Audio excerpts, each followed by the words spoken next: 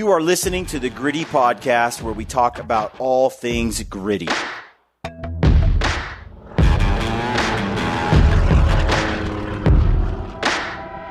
Well, folks, welcome to the Gritty Podcast.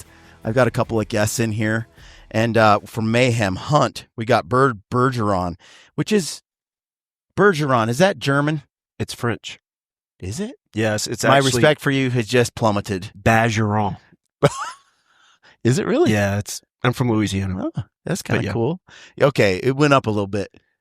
He's from below sea level. Bergeron's easier to say, though. Like Tennessee, nobody can say it. So then we got Vandersloot here. Scott. Thank you. Vandersloot, is that? It's Dutch. Is it? Yes. Gosh, I had a coach in high school named Vandersloot. Okay. I'm surprised. I've not heard that name very much. Yeah. What is call? Call, it sounds very American. It's Irish English. Yeah, it's real plain. But I do have I have a lot of Irish in my background. And English. I mean, and criminals. I got a little of that too. And stalwart Christian saints as well. We just got back from Europe last week, and they told me I say my name wrong. So I say Vandersloot, but it should be Vandersloot, apparently, according to them. And wow. I would probably trust that they know more about my name than I do. So interesting. Well, we're here at the Western Hunt Expo, and we are chilling in the Peaks. What's this thing? It's the Cybertruck that they're giving away through Peaks.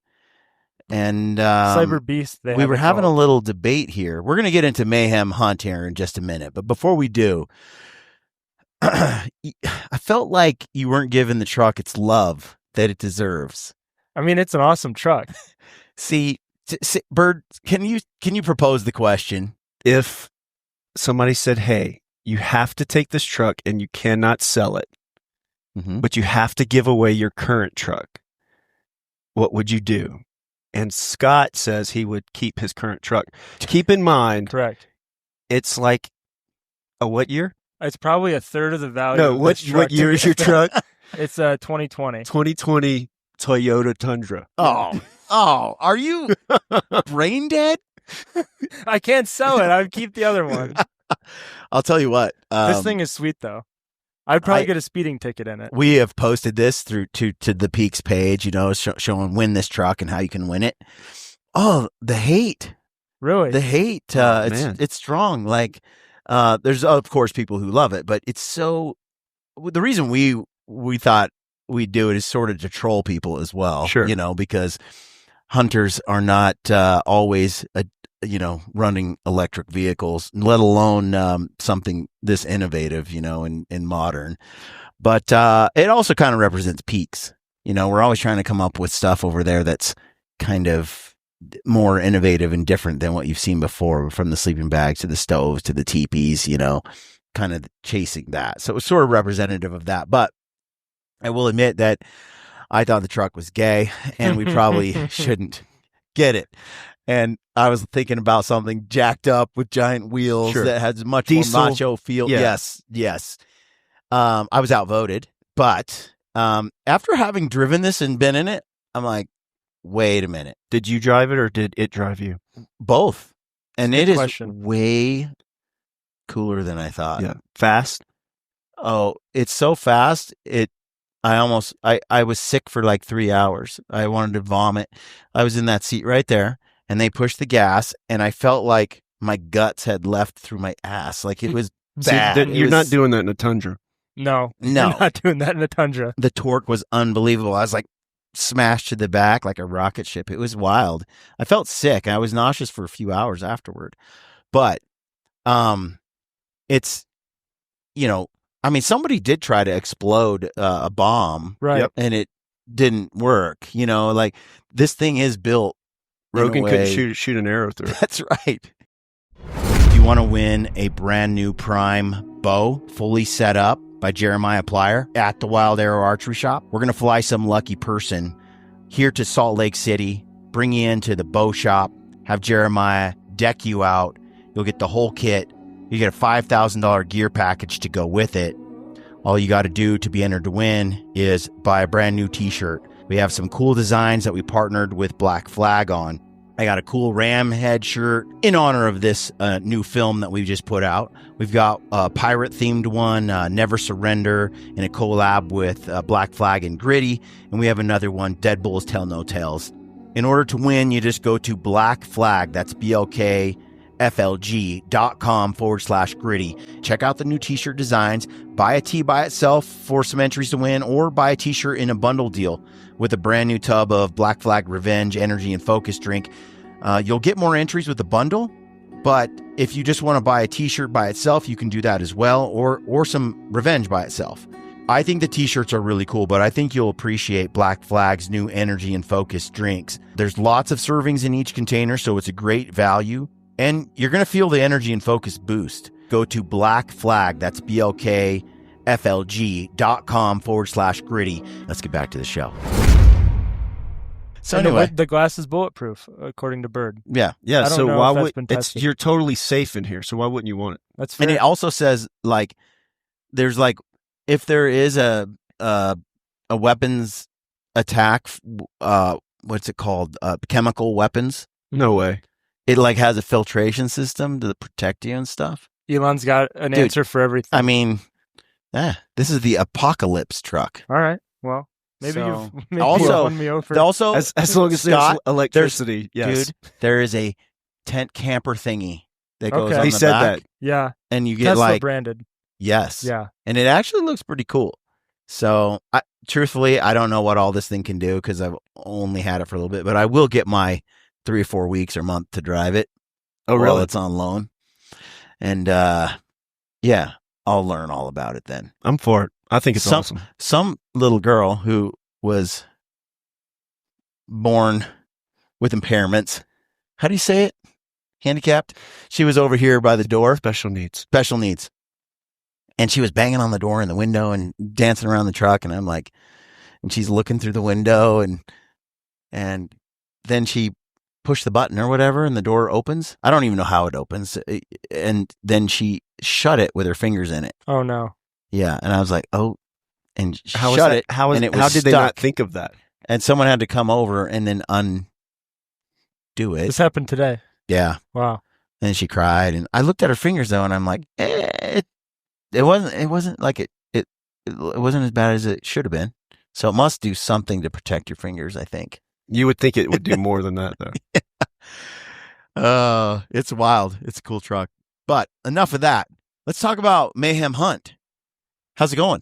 It's been great. It's been we were just talking about it. We launched in June, so it's been 8 months. Mm-hmm. Mm-hmm. And it's been it has felt like 2 years of 8 months, Yeah. it's been a lot of new relationships, new opportunities, and a growing community on the app. So it's been cool. Yeah. And the app, I've done some workouts over there, got plugged in. I want to do a lot more. I've been, I go hunt and I disappear for 2 months. Sure. And then I gotta get back into workouts again. Yeah. It's pretty bad. Do your calves get smaller when you don't work out? Hey, no, I have to hike mountains with boots on. There's nothing. I'm surprised you're not can wearing do. shorts. Yeah, there's nothing he can do to make his calves Why would smaller. you cover those things up? They're strange. They're strange. They were just born that way mostly. But now I'm a veiny bastard. I have veins that poke out in places that they shouldn't. Vascular. Is that part of the carnivore? I was born vascular. Yeah. But as I age, it's getting worse. Like my skin's getting thinner or something. But there's this one vein. It's like the size of a ping pong ball. Yeah. That just grotesquely bulges out when I squat and stuff. And then it goes back in like it's alive. It's not right, but it's been there for a decade now. And I figure hasn't burst yet. So it's life. Yeah. Nobody's perfect. No. You got those calves look good on the backside, and on the front side, they freak me out. Yeah, I was not given calves at any point in my life, so That's not your thing? No, it's not my thing. I don't have those. Dang. Yeah. I don't have veins. We call that whale skin at Mayhem. I mean, you can't see many, you know? No, Not like you. Right. Yeah. Yeah. I don't know. Some of that's just my mom. Poor woman. Your mom's just like a man, like veiny. Same with my grandpa. So tell people a little bit about Mayhem Hunt. So if people do or don't know Rich Froning, he obviously is the one that started the whole thing. And he's a 4-time individual CrossFit Games champion, 6-time team CrossFit Games champion, exercise science degree, the whole background. And so for 15 years, he's been in the fitness space, right? Like CrossFit, general strength and conditioning. And we've been doing things on the Mayhem athlete side for the CrossFit industry. And recently we've gotten more and more into like the Western hunting and seeing how important your fitness is for backcountry hunts, anything to do with, mountainous hunting in that terrain. And we're like, well, this is perfect. Why don't we combine the two things that we love doing? And so Bird came along last January and kind of for a few months, like turned that into a reality. And so that's basically what it has been is the knowledge of fitness applied to the passion of the outdoors. Yeah. Especially for us Eastern guys. Yeah. So like me I'm originally from Louisiana, no hills, right? Below sea level. Below sea level. So how would I train to go out west? So just incorporating things like sled pushes, things that same stimulus as you would find going up a hill, things like that you could actually, practical things. And the other thing too is like there's plenty of ways to do it, right? You could go run 10 miles a day. You could go ruck like Brad. He said he hates the gym. He loves the ruck. That's great. I don't know that like everyone, not everyone doesn't want to do that. Some people want to work out for a shorter amount of time. And well, that's why Brad has no body above the waist. You know what? I said the same thing. I was like, Brad, man, there's like not a shoulder. There's no delts. There's nothing. Like a backpack has to feel better if you have shoulders. Yeah, something for it to rest on. But I can't. He can outpack me. Probably like he can carry loads. He's younger than me. He's a decade and a half younger. But one time we carried 160 pounds elk. He carried 160 pounds, 8 miles up and down this nasty place we were in. And I had a 140 pound pack on, packing this bull out. We did it all in one trip. And his dad showed up and just carried a lot of our gear and a little extra meat. So it was a load. And we hike out. And the whole time he's bitching. He's like, dude, this is heavy, man. I feel like this is, but I think my pack's heavier than yours. And it is not. Yeah. Like, don't be a baby. I felt the same. And we hike and we get back to the truck. The dude is like broken because I was kind of outpacing him a little bit, So he goes in the truck, grabs a scale. He's like determined to save his ego. He picks it up and it's 160 pounds and mine was 140, which is when you get to those loads, every pound is exponential. Oh, yeah. So I was impressed. I was like 160 pounds at your weight for 8 miles. It's impressive. In this country, well done. Right. So, but when it comes to moving the bar, a pull up, like all that kind of stuff, he's weakling, Brad. That's where you've got him. Weakling. Yeah. Yep. Look, I've learned a long time ago after doing CrossFit for a decade, there are things that you find out about yourself when you do so many workouts and they're so varied, where you learn I'm gifted in this and this and this, and I suck at this. Yep. And even if I work on my weaknesses, I learned they didn't improve all that much. Unlike Rich, who seems to be able to adapt to all. Yeah. The rest of us are more normal, more human. And I remember like, man, I would run and run and run and swim and swim and swim and swim. And it just got a little better. But if I had to move weight for time, like I smoked everybody. And it just, even like gymnastics or body weight stuff, I did pretty good. But then when it was run 4 miles and then, it was real cardio intense, I knew I was going to be the last one done that day. So you figure it out over time, like what you're kind of good at, what you're not. And that was really useful. Super useful because I kind of knew what my red line was and what absolute failure felt like, what that wall felt like, and what I would need to recover the next day or that day. So when I went out hunting, I wasn't afraid of the red line I was at. Yeah. Because I've been there hundreds of times. When you could even manage it a little better. Yes. So I'm like, okay, I can operate at this red line. And if I give myself 2 hours, I'll be recovered. Yep. If I operate at this, I'm going to need a day or so, right? You kind of figure that out. And that was super useful in the mountains. And I would be with somebody who's like, I don't know if I can make it. I don't know if if I have to stop, and that's like, well, I know because I put myself in this position so many times. I know I'm nowhere near that failure point, but they legit don't know. Yep.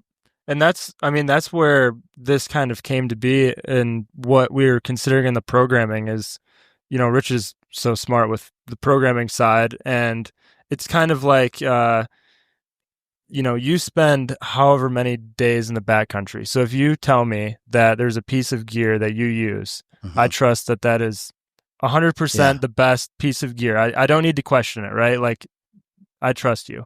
If he's like, hey, we've tested these workouts and this is going to prepare you to do this stimulus, I'm like, dude, you work out 6 hours a day and you've been doing it for 15 years and the whole team works out a lot, right? Yeah. So it's like the same type of thing where it's like the proving ground for the workouts. There's a lot of people intimidated though, like with CrossFit-esque stuff. Do they have the right equipment? Do they know how to do the movements? It's pretty varied sometimes. It's a little intimidating. And I find it is difficult to get folks who have never done any CrossFit style stuff to embrace it. Yes. Yeah. Because they're just like, burpee? Right. Like, I don't know. And, we're going to do these lunges with this way. And it's just sort of intimidating. But I'm always like, it's fun to me. It's like a game. Yeah. And it is hard. But at the same time, going backcountry is hard. Yeah. Right. So. Yeah. And I think that the way CrossFit is scaled, you kind of go at, and Mayhem has that. Yeah. You're scaling it for your abilities at this time and the gear you have, the equipment you have to work with. Yes. And in that programming, to me, it's kind of fun to step up, be surprised, first of all, like what's coming down the pipe, each day and each week on what the workout looks like. You look at that and then kind of do the math, and maybe you don't know how to do certain moves. And then you're like, okay, I'm going to figure these moves out. And then you watch a video on how to do it. Then you try to mimic it. After a while, because I did CrossFit main site for years. Right. And all I did was read it and go, okay, what is it? I don't know what any of this means. Some days you would do 3 lifts and then be done. Yeah. And so I would go and find the video, click on it, and then they would show me how to do the thing. Oh, okay. Months and months of doing that, and all the movements became well known to me. Yep. And they became sort of part of the whole package. But I was saying this the other day because people were asking what I do to stay in shape, and some were saying, how do I look fit? And I was telling them, Brad. Yeah. It actually wasn't Brad. He's kind of stubborn, rides bulls and stuff like that. But I was saying there's a difference between a CrossFit body and a bodybuilding body. They're really different. And when people might say, hey, you're looking really fit, they just see a body, but they don't realize how much of that muscle mass is on your back and on your neck and your shoulders and your triceps. They might go, oh, he has big biceps. And it's like, really, I have big triceps. Like they just see width and they don't really see what's really there. Yep. And I exercised my whole life and did sports my whole life, but I didn't explode into something different until I did CrossFit for 2 or 3 years. And all of a sudden, I'm like moving the bar a bunch, climbing ropes and doing all these sort of crazy varied activities all the time, gymnastics, the rings.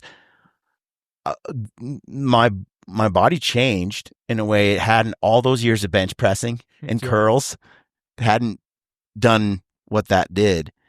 And then after doing it for a good 7 to 10 years, even when I take long breaks, like it doesn't go away. It's not ideal, but I think, I don't know what that's about, but it does seem like once you've built something over a decade. I remember, because I did a lot of sports and in hunting, there was an off season, right? So I would go and do all the stuff, and then I wouldn't do jack because I'm 25, and then I try to get back in shape again, and it felt like my strength numbers would plummet, and then come back, and then plummet and come back. Fast forward after a decade of CrossFit, I take a break, and my strength numbers don't plummet; they kind of stay, 80%, and they sort of just ride there. I don't know if that's just old man strength or what. Yeah, but you're still staying active. Yep. Yeah. Even when you're not, so you're not necessarily training, but you're still, when you're backcountry, whatever, you're still active and using those same, the same stimulus as you would get. And you have that good training age too. So years and years and years of developing it. And I think we talk about this sometimes. I think when you're getting super fit, at some point you reach a certain level, right? And that's your ceiling. And I think even when you become unfit based on that ceiling, you still brought your basement up a little bit. Yeah. You know what I mean? So that's what I'm trying to say. Yeah. You still come back. Even when you're coming back down, you can only go so far at some point. I mean, unless you totally fall off the wagon. Yeah. But you're just building your overall, baseline's getting higher and higher and higher. Yeah. And of course, that's going to make it easier to do what you need to do. But we do recognize the strength muscles. And we do offer bench press and some and some curls in there. We know we know people still want to do that. So people want to look good. There are some pump sessions in there for sure. Yeah. Well, of course. I mean, that's smart. I mean, I wouldn't call Rich vain, but maybe a little. Yeah. I mean, I think he's the most taking his shirt off athlete I've ever seen. Maybe. Is he? He's close. He likes to save on laundry. I didn't know he owned shirts, honestly. Yeah. I feel bad for sponsors, right. He'd have to get a tattoo for it. Yeah. He's funny. He was here, but he had to go home. Yeah, his daughter's birthday is today, so nice. He came in for about 24 hours and bounced out. Yeah. Yeah. He's got some programming skill that's just brilliant. Yeah. No, that's like 100%. I told him he's the best at it. My concern was, if I was asking him, my concern is people getting injured, like that wanna or that are too intimidated to try. We do though. So two things: there's an onboarding ramp, right? But then, as far as the things that are turnoffs for CrossFit. Yeah. We don't do a lot of technical movements. Right. So with us, it is more grindy, odd object lifting. Yeah. If you're doing a snatch, it's a dumbbell snatch, which is far safer for people than just putting a barbell over your head, things like that. Yeah, so, you don't have to do ring muscle ups. You don't have to there's no gymnastic. If we're doing pull-ups, it's not kipping. It's strict pull-ups. So there are things, no matter what your fitness level is. That makes it a lot more appealing to CrossFit methodology, but not necessarily full blown. Because there's certain things that don't apply. Sure, you could do CrossFit just as it's written, and you could be fit enough to go on a hunt. But certain things don't apply to hunting. Yeah, plus that too. They're shorter workouts. So we're not going to waste our time doing those things because we're trying to hit exact stimulus that you're going to face in the mountain. Yeah, right? like your sport specific kind of activities so that you can engage in that sport. Yeah. Absolutely. That's why there's a bit of rucking in there too on the regular. Yeah, we've got a lot at least once a week. Right now, we're hitting it 2 or 3 times a week now. Yep. Do you have it by age at all? No. We have men's and women's, but there's like the full blown if you have a full gym.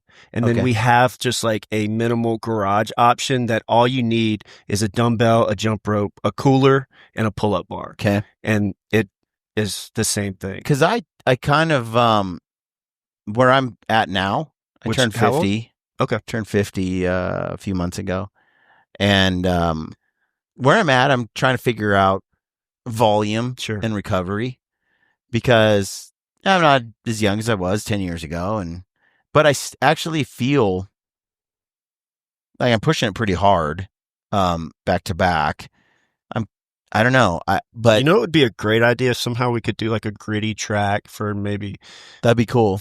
Masters division. I kind of wonder, because that's the thing. Give the people what they want. Doing the workouts like as they're programmed, and when I was doing them, well, when was that? Like, it was over the summer, and I was hitting them every day, like volume wise, and going into the app and signing in and stuff, and doing the workout as prescribed. It was great. But the volume, I was probably going to have to drop down to a little bit lower workout after taking 2 or 3 months off and going hunting all fall. Sure. But also too, I always struggle, dead winter. I don't perform as well as I do as I get toward the summer. Like, I don't know what it is, but maybe it's the sunshine or something, but I'm more tired, more like a hibernating bear this time of year. You work out in the garage too, right? Yeah. At your place, so it's probably a little harder to get. It's also freezing. It's harder to get going when it's cold. In fact, it was I ran yesterday. I went for like a 4 or 5 mile run, 4 miles. And it was 12 degrees. And my appendages froze. Yeah. The certain one froze, froze. And I didn't realize the chafing that was occurring because of the iciness of it. I got home and I'm like, what the hell? It was a bad day. I was wearing board shorts because my other shorts were all in the wash. And you had to show your caps on. Yeah. Right. And so I don't know. I hate the cold. Do you sweat a lot? Yes. Do you ever get icicles forming on your hat if you run? I hate it. Yeah, it's crazy. I hate it. But no, I absolutely do better in the spring, summer. I kind of ramp up and hit the season and then go all season. But I struggle a little bit. I give myself permission though to take it easy, get more sleep. That's your recovery time after the season. That's what you can tell yourself. That's it. I mean, it's not an excuse. It is the truth. Yeah. But I do feel. Do you feel like your body is, by the time you get done with all those hunts, do you feel like your body's a little beat up, or do you feel pretty good coming out of it? No, it's the opposite. You feel better. I feel fitter and like an animal. Okay.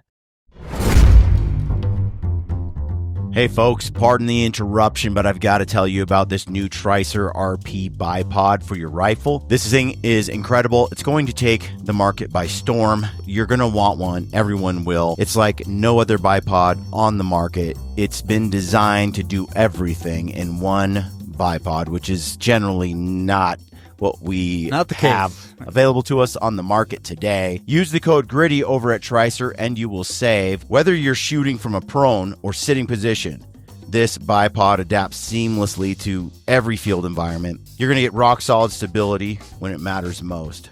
This bipod includes everything for $299. You've got the long legs, the short legs, you got spikes, you got rubber feet, Arca Swiss, Picatinny compatible, plus a swivel stud to Picatinny adapter, giving you unmatched flexibility for any hunting scenario. Bottom line, this is the last bipod you'll ever need. Use the code GRITTY over at Tricer.com. You'll get a discount and you'll get the last bipod you'll ever need. All right, let's get back to the show. But I lost. So your body changes on you when you're out there for that many days. So when I was hunting my elk, I basically was grinding hills from morning till dark every day. No days off. Eating, you get busy. So you also skip a lot of food because you're just chasing the elk and you don't have time. You're shoving something in your mouth real quick, maybe. But days go by like this. And so every time I come back, that hunt was about, it was a couple weeks before the season started. I was out, and then I hunted for like 3 weeks. It was about 4 weeks of constant nonstop hunting. And when you carry a load and you hike that far and you pack that much, the body. So I was like 193, 194 when I started the hunt, and then at the end of that period, I was like 186. So I'm pretty shredded when I come home, really shredded. Like every muscle shows, but I also lost muscle mass too. Then I come back and I have boundless amounts of energy. I'm horny and everything feels like a caveman, like natural, like how a man should feel. I never have any backaches, no stiff muscles, it's like nothing. I feel as fit and healthy as I could ever feel. And it's weird. In the past, before I ate well and slept well and hunted better, I would just deplete my body like I ran a marathon and come back sick and weak. That does not happen anymore because I think we're just efficient at nutrition, the right amount of water, electrolytes, and working and just grinding all day. And when I come home, I feel great. That lasts for a couple of months. Energy, all that stuff. And then slowly I start to gain a little bit of weight back and I'm working a lot behind the computer. I'm not moving.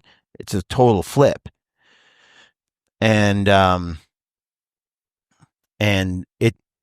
it takes me, I put on weight pretty quick and I'll get right back up to the 190s.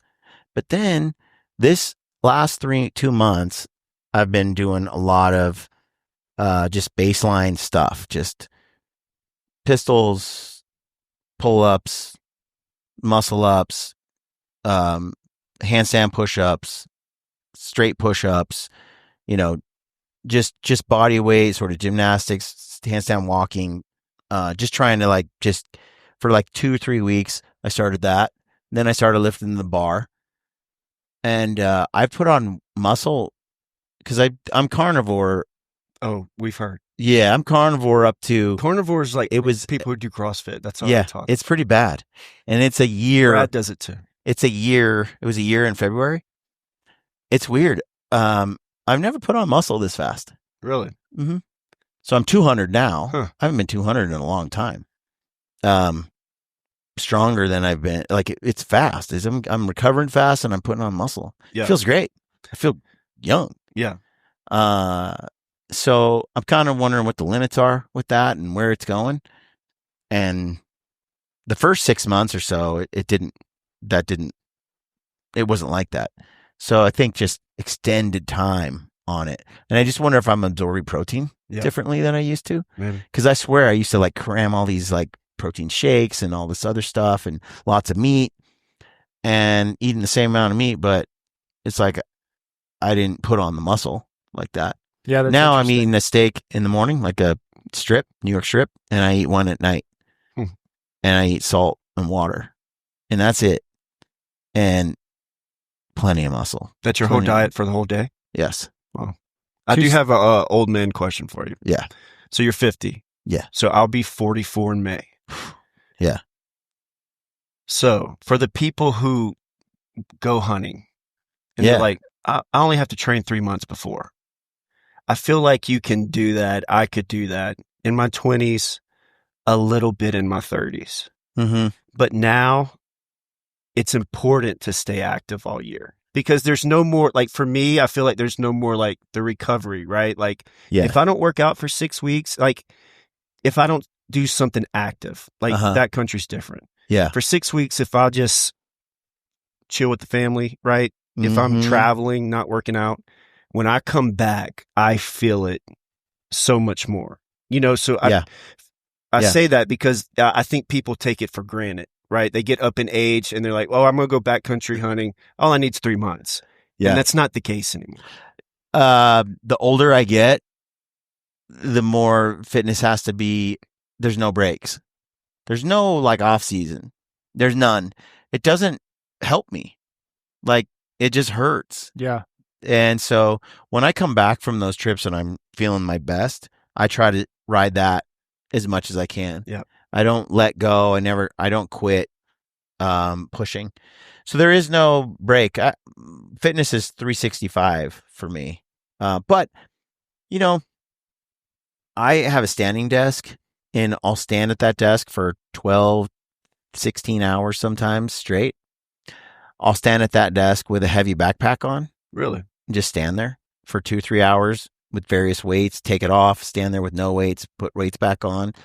I think just standing there for 10 hours under load or just body weight, I think it's and I've done that since 2012. So, I got my first standing desk in 2012 and I've been standing since. So I don't sit ever. All day for me is standing. And so I don't get out and exercise as much as I should for long periods, but I stand all day. Mm-hmm. And I think it's a lot more intense on the body than people think. And I take it for granted because I did it over such a slow, long period of time that whatever benefits I get from it, I could be wrong, but I could stand all day, like feel nothing. Yeah. And I think what happens for guys that put on a backpack that sit all day, not only do they not stand on their bones, but now they're under load. Now they're under load. Yeah. And so I'm ahead because I'll stand 12 hours a day at the computer or just standing. And you do that times, 30 days. Then I go throw a pack on. I'm ahead of that guy that sits at a desk all day. My bones and my structure is kind of used to holding things in place. And then when I get closer to the season and I throw a 50-pound pack on and I stand there, and I work for 6 hours just standing there. Think about it. Half the work, it's almost harder to stand still with a load than it is when you're in locomotion. Mm-hmm. And so, just shoulder fatigue, things like that. Yeah. You ride it on your hips. I try to do that initial ascent pack, get it there loaded right, and I'll stand there. And then when I get closer to the season, I'll put like 110 pounds there and try to work a couple hours. And I just kind of shift side to side and, try to work. So I can sort of get goals done that I want to get done, but build up endurance under load without like compromising my edit time or other things I'm trying to work on. But it's kind of fitting in fitness all the time in my mind. I got to shovel snow. That's part of my workout routine. It happens constantly. Like I try to put fitness, all day, every day in a way, while still sometimes I don't get out and do it like I really want to attack it, but I still put something in. And one of the other things I do all the time is 100 burpees. If I haven't worked out in like 2 days or 3 days, I'm like, okay, 100 burpees. It's a classic. Yeah. And I just do the 100 as fast as I can. And I just grind it out, and then I'm done. Yep. I stretch a little bit, get on the row machine for 3-4 minutes in my living room, and then I'm back on the computer. And again, it's that staying in shape, and never letting it go once you get hold of it. Yeah. I mean, I don't have the old man excuse. I'm only 27, but even my body feels significantly better if I'm consistently working out. And even if I'm working out hard, like you would think that you get beat down from it, but I feel so much better if I'm training consistently. Yeah. And it's crazy too. The last 2 years in the fall when we're doing 3 elk hunts back to back kind of. Yep. I'm not doing strength training or Olympic lifting really at all in that. Like it's hunting, we come back and we're home for a couple of days and it's hunting again, home for a couple of days, hunting again.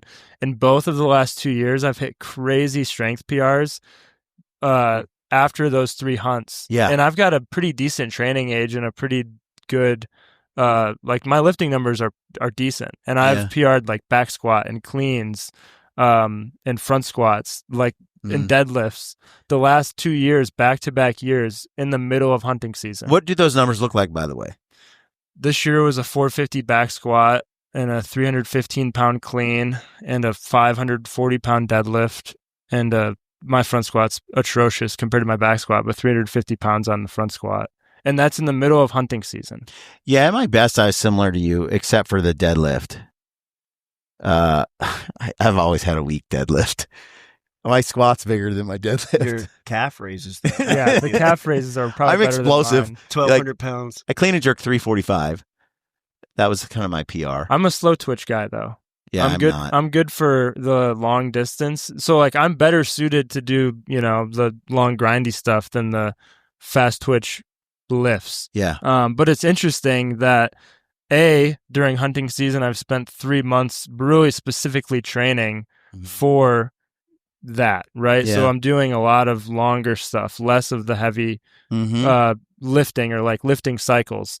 And then obviously during season, you're out there all the time. Yeah. And for whatever reason, the last couple of years, I've been the strongest all year during that. There's something about, like, we backpack in. There's something about sitting on the ground in a teepee, kneeling down, grabbing water, crawling under bushes, that constant varied movement all day long, sitting Indian style, climbing something, pulling yourself into a tree to hang some meat, climbing back down, like all these varied movements that you engage in all day, every day. And just sitting. I think sitting on the ground, like, is so natural that we just rarely do in modern society. A lot of people can't even do it. Yeah. And when you're hunting, you're constantly sitting on the ground, kneeling on the ground, like squatting and doing these movements. And then when you're sneaking, you're using your body in all these different ways. And I just feel when I'm done with that, there's no locked up muscles, there's no cramps, there's no like back irritation, or maybe you've got something wrong with your calf locking up, when you're going to the CrossFit gym or doing workouts. All that stuff just goes away. So I feel young, and it's like 7 days isn't enough. Right around 10 days, I'm feeling loose. By day 15, I'm like 20 years old again. By day like 25, I am young. Yeah. All over again. And I think a lot of men never spend that many days out there, so they never know. Like, let's say I'm having some kind of hip problem and it just won't go away. You know what makes it go away? A 15-day hunt. Mm-hmm. Gone. What the hell? All the rolling and all the things I could do, like, it's not going away. It's plaguing me for 3 or 4 months. Go hunt for 15 days. Cured. It's almost like all the things that we've developed over time to make it more comfortable for us to live have actually made it worse for our bodies than when things were uncomfortable. Because everything you do out there is a nuisance. You know what I mean? Nothing is easy to do. No. But it makes your body feel so much better for whatever reason. Yes. I don't know. There is something special about just being outdoors and hunting all the time. It's a different feeling. But you guys have some cool hunts planned this year. I was saying we ought to do a bear hunt. What I want to do is take you in some scary grizzly bear infested wilderness. Just make it as nasty as possible. And then take you guys some crazy places, and then we have to raft our way out, survive, fill the pontoons up with meat and, all that. That sounds great. Hell yeah. Yeah. We Rich is scared of grizzlies. Yeah, so Rich is scared of 2 things in the world. One is being buried alive, and the other one is grizzlies. Buried alive, huh?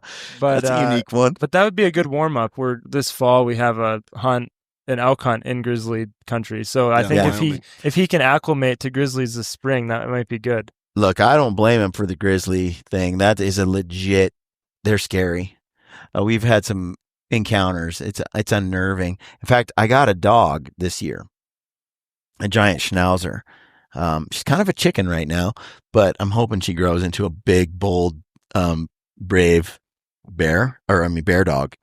But the reason I got her was because it's hard to sleep at night with some of those land sharks rolling around. And also, all it takes is to bump into the wrong sow and cub at the wrong time and be too close, and it's over, But with a dog there, especially one that's fairly decent and distracting, and they sense it before you get there. I hunted with BC backcountry and beyond, my buddy Dustin Rowe, and he had 2 dogs that they basically had simply to help with the grizzly bear protection. It was so handy to have them around, and if they're sleeping in your tent, they growl, they kind of make the bears think twice. They hear better, smell better before you do. And then they got the guts to step in front of you just long enough for you to get your gun up, or your bear spray, whatever it is. So got me the dog, teaching her, training her, getting her ready for the backcountry. And I plan on throwing a pack on her and really, doing some things. I looked at a Karelian bear dog, but then I didn't want it to eat people in the off season. So I decided to go with something a little more versatile. Scott really wants to go with Lampers. Yeah. Yeah. So is this dog kind of like to compete with his goats or what? Oh, Lampers, the goats are an easy way out. It's for sissies. So are llamas. You should get like No, 4 actually, dogs, pack dogs. actually, the goats they like attract the bears, and the llamas, I'd say they attract them too.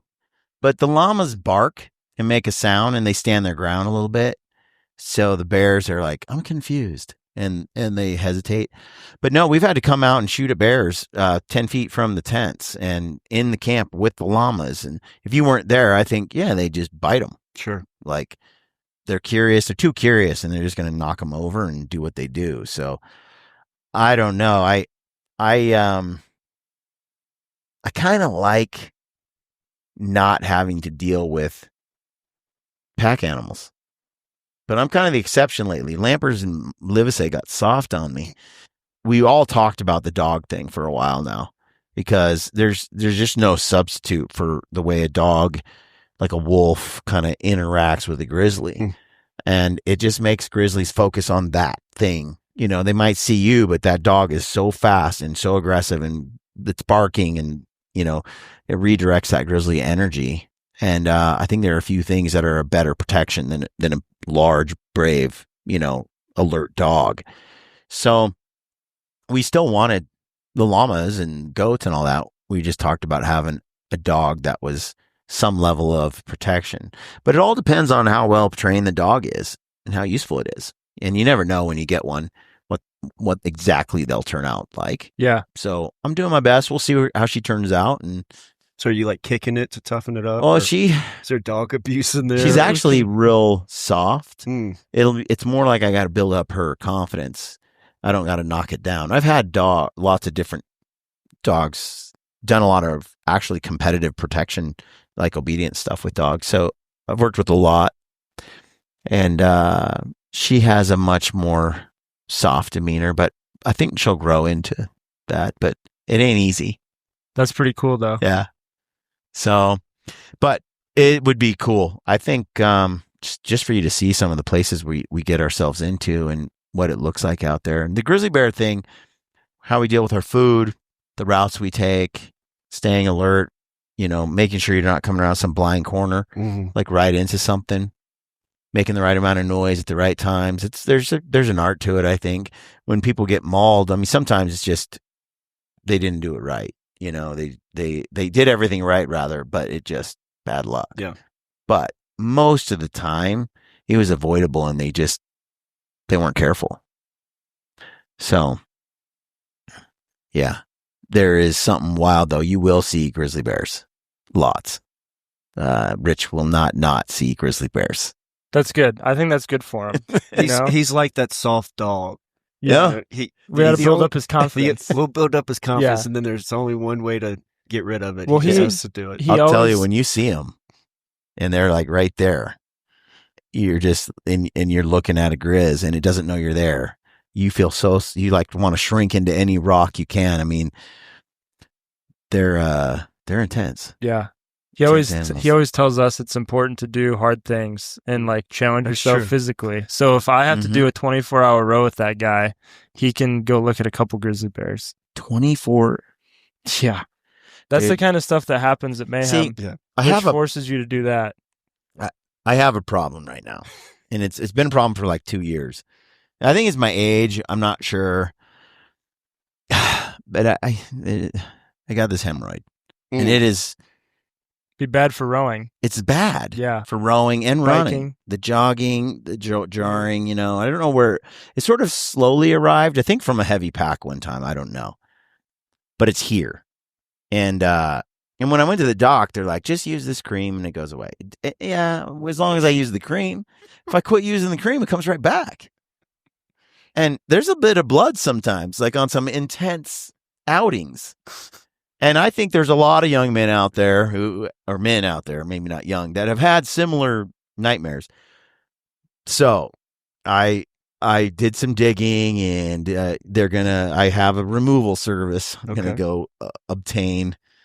And I'm excited because they assure me that once it's gone, it probably is not a problem later. But it's been a for the last 2 years. It's a big problem. It is. It swells and goes down, and it's like bad. And it's got to. But you know what? They like castrate it. They do banded ligation. Yeah. I didn't know what that was. And the first docs I went to were like, yeah, it's best not to mess with that. Just use cream. Well, I don't want to be using cream till the day I die. Like, it's like steroid or whatever. Man, backcountry too, it's got to be a pain to wipe. It's bad. You don't need that, especially when you hike that much and you've grinded that long. The sphincter shrinks, like it swells. Your legs swell, everything. And that little opening, it's a little swollen. You think it was that 140-pound pack? I think so. I think that was about the date. Just that think what Brad's looks like. Yeah. Think about how Brad feels. But apparently it's actually fairly easy to resolve. And the doc was like, you're not some 400-pound dude that's sitting on his couch eating Cheetos. He's like, once they get rid of it, it's rare that you have it again. But I was looking around like, did I get it from CrossFit? Was it from the heavy squats I was doing? You know, what was it? But they said no, it was probably from constipation and some bad bowel movement in the backcountry or a heavy backpack. It's risky business what we're engaged in, boys. Might end up with a hemorrhoid. The price you pay. So we'll see. I'll report back. I already told the audience it was a bit of a problem. We'll find out if it disappears and I'm back in business. But yeah, it's been a problem. Like, you know, it's hampered me a lot on a few trips where I'm like, enough blood loss to. It's not good. Imagine once you get that cleared up along with the carnivore and the muscle mass. I'm going to be unstoppable. You're going to be better off at 51 or 52 than when you were 21. I already feel pretty dang good. The TRT helped too. That'll do it. That helped a little bit. That was about 45. Bird said he wanted to put on, what was it, 15 pounds of Rich muscle? said I could put 20 pounds of muscle. And I told him there's no way unless he got a little help from his friend Testosterone. Yeah, mine's not very high. It tests about 700 or 800 now. It's not, you know, so it's modest. And I don't take very much. I take 0.4 mil a week. So, and I divide that into two. It's like 0.2.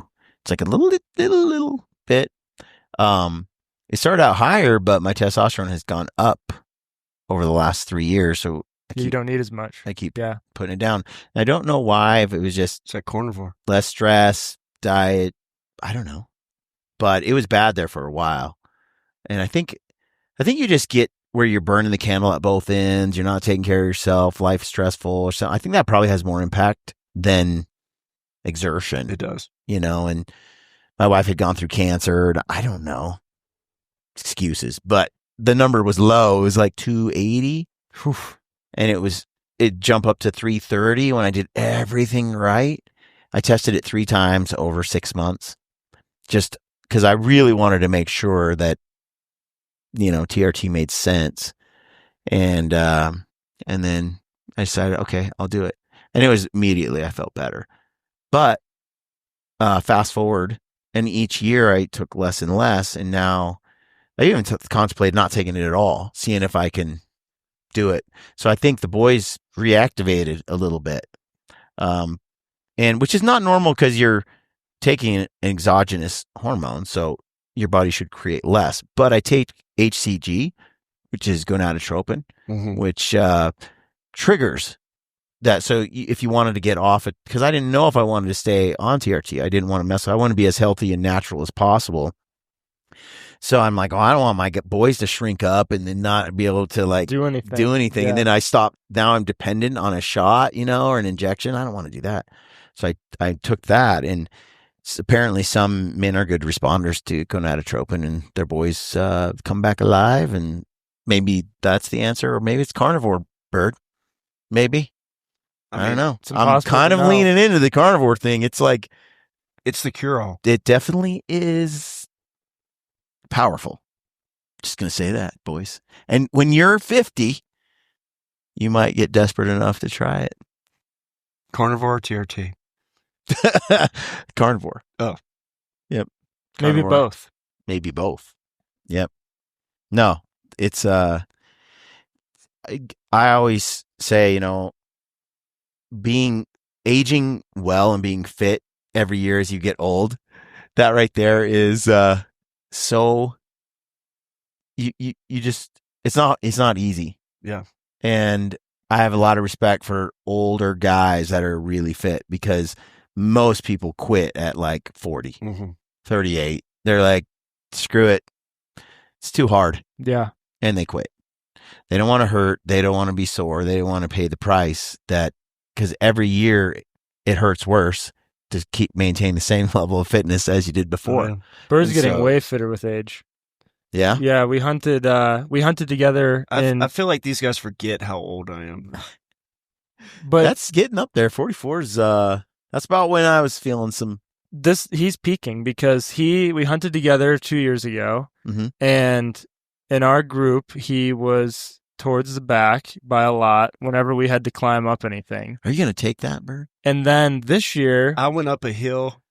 We called it Bird's Plight. When I got up there, look, we sat in like this blind that's a tree. I just started taking all my clothes off and hanging. I was soaking wet. Bird's Plight. And they were like, what are you doing? I was like, dude, I'm soaking wet. What do you want me to do? But then this year he was, whenever we had to get somewhere fast or get somewhere slow or carry load, he was right there with me and Rich and ahead of anyone else. So it was he had a very drastic 1 year improvement just from consistently working out, I think. Yeah, I think it's the programming, honestly.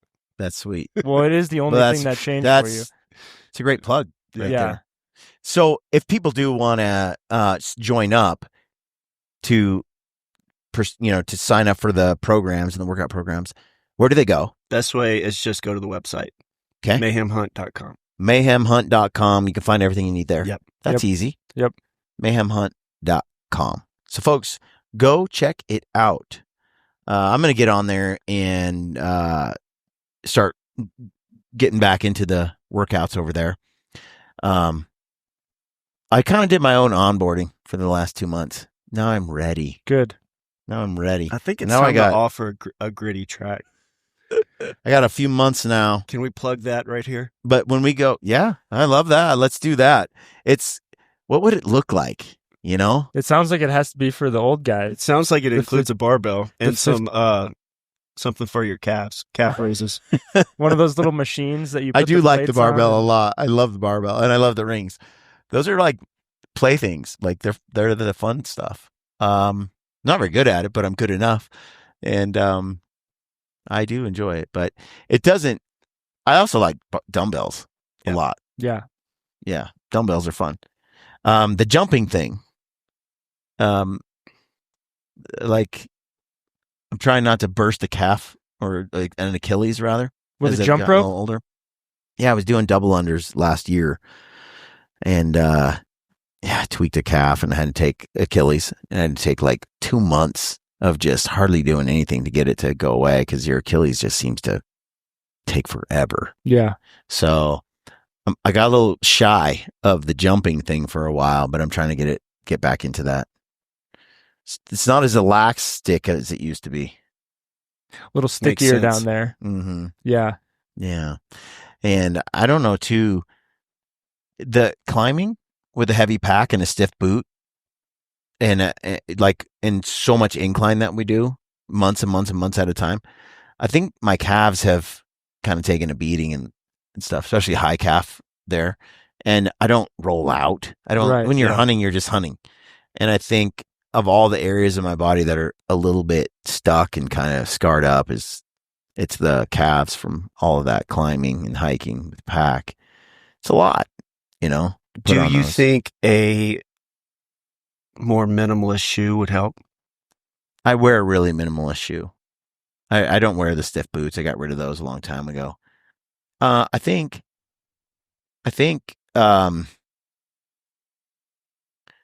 what's helped is actually a wedge in my shoe. Really? On the, on the daily. Like, I don't know. I can run now.